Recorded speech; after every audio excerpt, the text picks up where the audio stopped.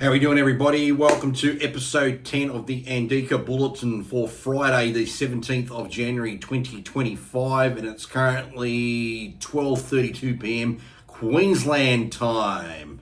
So the ASX 200 right now, it's trading up 1 point. That's right, 1 point. So you know it's a boring Friday, and the index is at 83.28. Just across the board very quickly.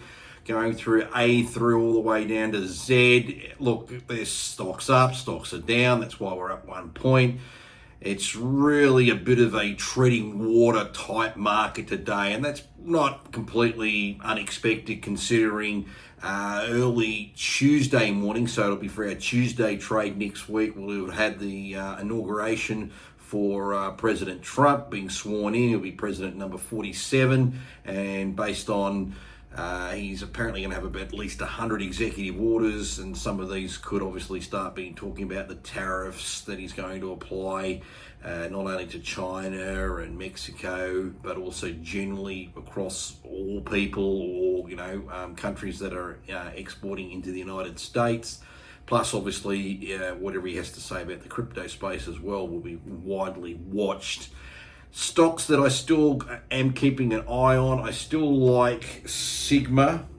These are the guys that if you own and if their extraordinary AGM is successful in the vote, which I think it most definitely will be, this is where they're going to vote on doing basically a merger in with the unlisted Chemist Warehouse. They will come into Sigma. Sigma already enlisted. Sigma, as a percentage of the new bigger entity, will have about 14.25%. So the rest of it's going to be Chemist Warehouse. Key shareholders that are part of Chemist Warehouse, they will do a sell down of some of their stock to provide additional liquidity and more shares on issue. And what we're seeing now is some people obviously have been buying into Sigma at very low prices over the last year. If you have a look very quickly at the chart, I'll just go to the daily. I know it's a small one, but you can see here around about February in 24, they were $1 a share, and right at the moment they're $2.82. So you can see the market was very much aware that somewhere along the line this was going to happen.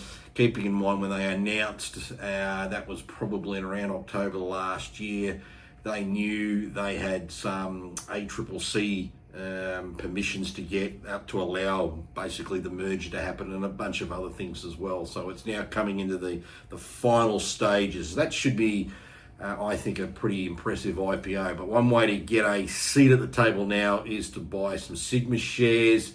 If my math is correct, every 7,020 Sigma shares you happen to own should entitle you to owning 1,000 shares in the new Chemist Warehouse entity, given that they're 14.25% of that new entity. So that's just where the math comes there.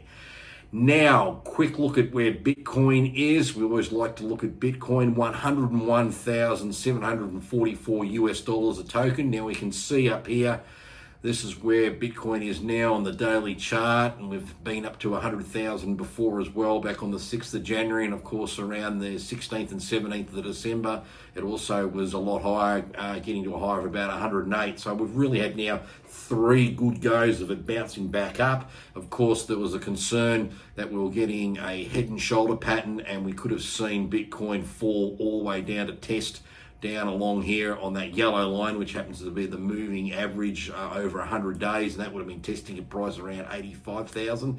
That's obviously not eventuated. So I think, like our market and other markets, there's a lot to rest on what Trump's going to say in inauguration. And he only has to utter the word, either crypto, Bitcoin, strategic reserve, less red tape, a more favourable market presence, or the fact that the United States government believes the rest of the Bitcoin that's out there should be mined, and the nodes, anything along those lines is basically going to be looked at. He's already made numerous new appointments, which are currently being I suppose they're sort of vetted. They go in front and stand in front of the not the Congress, the Senate, and the senators ask them all sorts of questions, and they do that for their confirmations.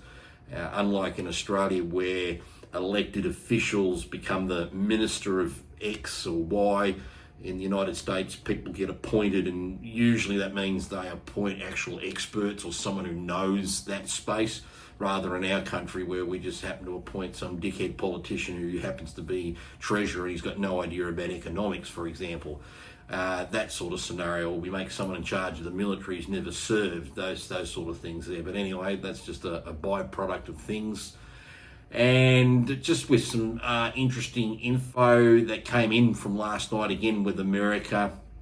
It was to do with one of the Fed governors. His name's Waller, and he was pretty dovish. And dovish means he's unlikely to want to push up rates, be hawkish, be talking up that we need to, put rates up higher. Dovish, like we can afford to lower them. He spoke on CNBC noting the December inflation data was very good, and he does not think that March can be completely ruled out. This is in terms of a cut, though data could disrupt this. He said that if inflation numbers continue like this is what happened a couple of days ago, and we mentioned here in the bulletin, it is reasonable to think rate cuts could come in the first half of this year. However, if there's a surprise like last year, the Fed will stay on hold, but he is optimistic that disinflation will continue. Now, that basically means the market in the States is now thinking there's over a 40% chance there will be at least 2 Fed rate cuts this year. And that, of course, as I mentioned in yesterday's video, becomes very favourable for markets, lower interest rates, it just flows through. The US dollar index, that was a little bit weaker. The Aussie dollar was a little bit firmer. We've seen overnight, I'll just get the data for that. We can just have a quick look and see where the Aussie is right now. Yeah, we're at 62.14. So again, we're still just below 62. We're just above. It's still in that zone. Again, once Trump's been confirmed as president and he starts putting in place his policies, particularly the tariffs, that's going to set the cat amongst those pigeons there. And the last thing I'm just going to finish on here is just something a little bit outside of the normal realm of things. But those of you who watch other bits and pieces around the world would know Elon Musk is also the major driver behind SpaceX. That's his commercial space program division. And this is, again, I'm just going to start running the video here. Just like this silver flare coming back to the once again, we are standing by and for just attempting to catch the booster at the tower. This would be the second tower catch. We can do this. Just look at this. This is the booster rocket that's again coming back to Earth. Booster now hovering as it aligns with the tower for catch. The grip. Booster Look at coming that. in. This is just for that boom. incredible. Down to 3 engines. Isn't that just amazing to watch? Look at that. That's the second time now SpaceX has been able to pull that off. It's just mind-bogglingly great. And the comfort I take from that is that we have a company like, SpaceX, and there are others too, not just them, but because it's Elon Musk as well, just showing what humans can really do when they put their mind to something instead of all the other crap that we sort of really do but get things wrong and like be woke. And that is just great. Real, that's engineering. And who knows, we're in now the second quarter of the 21st century. So we've already had the first 25% of the 21st century is concluded. That's why we're now in year 2025. So that's the second quarter. Who knows what things are going to be like in the next 25 years. Hopefully it'll be great and upwards and onwards. But on that optimistic note, remember to write a comment below. Make sure you like the video and you make sure you subscribe so you can, know about when these videos roll out. Have a great weekend and we'll catch up on Monday. So until then, take it easy. See you later.